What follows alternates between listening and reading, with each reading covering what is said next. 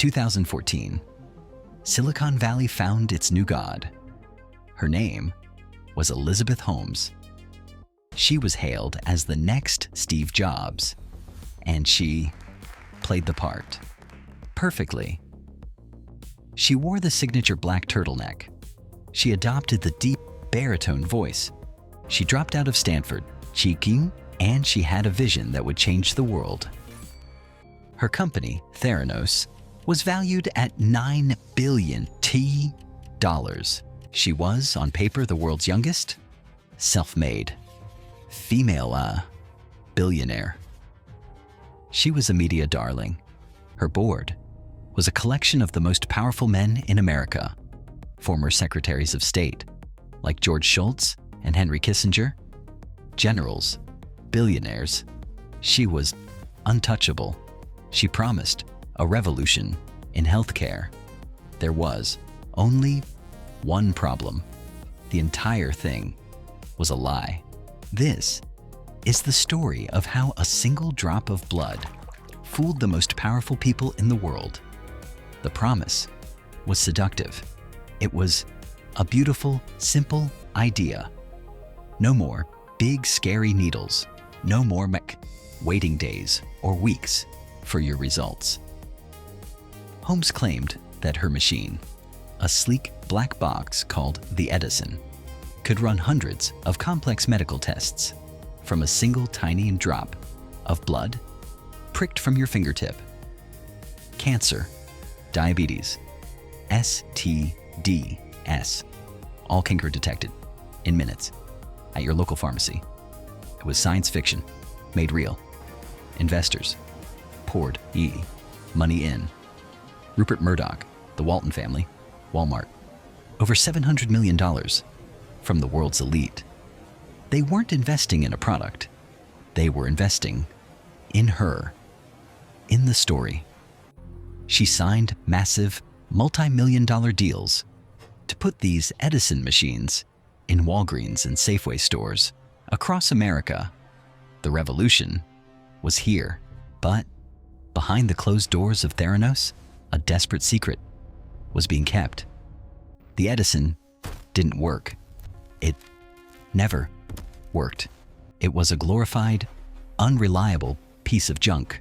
The revolutionary black box could barely run one test, let alone hundreds. The company was a fortress built on secrecy and fear. Employees were siloed. The lab couldn't talk to the engineers.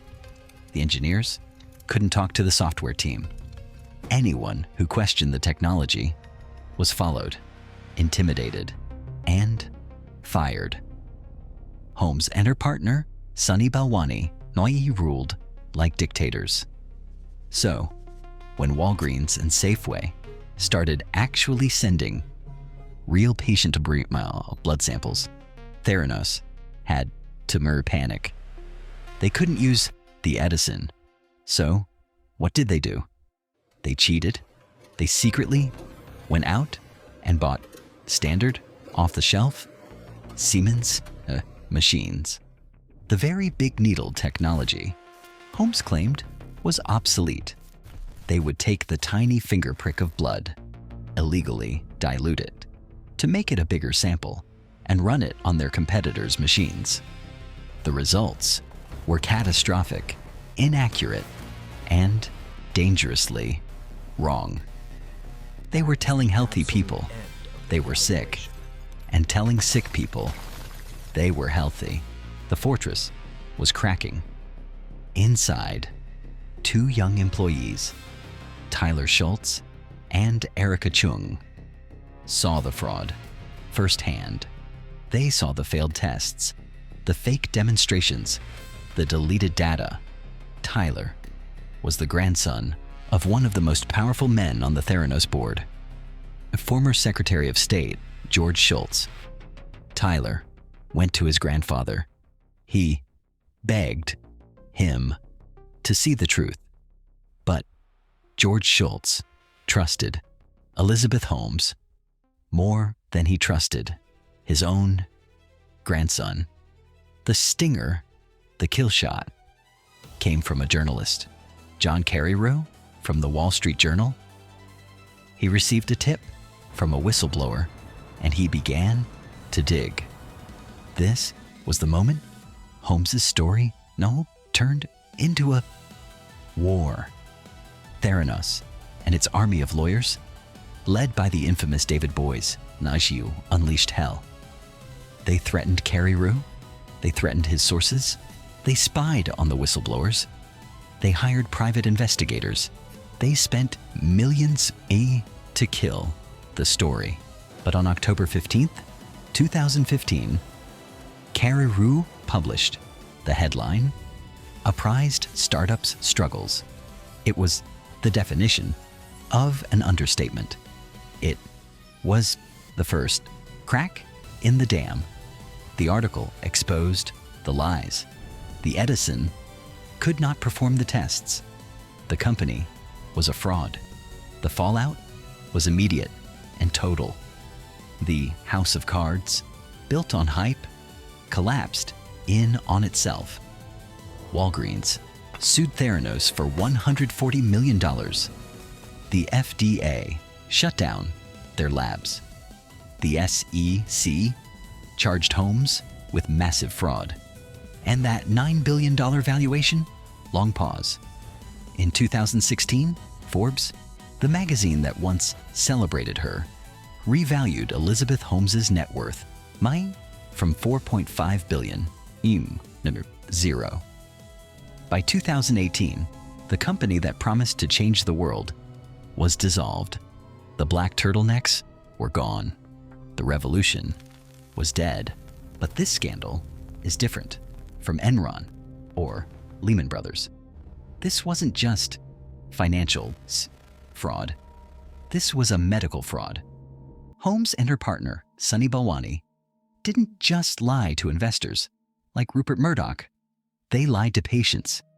They put real lives at risk, all for the sake of a good story? No, all for the sake of a valuation. In 2022, after a long, dramatic trial, the persona of Elizabeth Holmes was finally put on trial. She claimed she was abused by Balwani. She claimed she was a visionary who simply failed. She claimed she never intended to defraud. The jury didn't buy it. Elizabeth Holmes was found guilty on multiple counts of defrauding investors. She was sentenced to over 11 years in federal prison. Her partner, Balwani, was sentenced to 13 years. The next Steve Jobs was now a convicted felon. Inmate number 23 Holmes. Theranos' story is a stinger ending for Silicon Valley itself. It's a warning about the fake it till you make it culture. That philosophy, that blind, move fast and break things, optimism, it might work when you're building a photo app, and it might work when you're building a social network. But when you are building a medical device, when you are dealing with life and death, faking it isn't innovation, it's a crime. Elizabeth Holmes didn't just lie about her technology. She convinced the world now that if you want to change the world badly enough, the truth doesn't matter. And that is the most dangerous lie of all.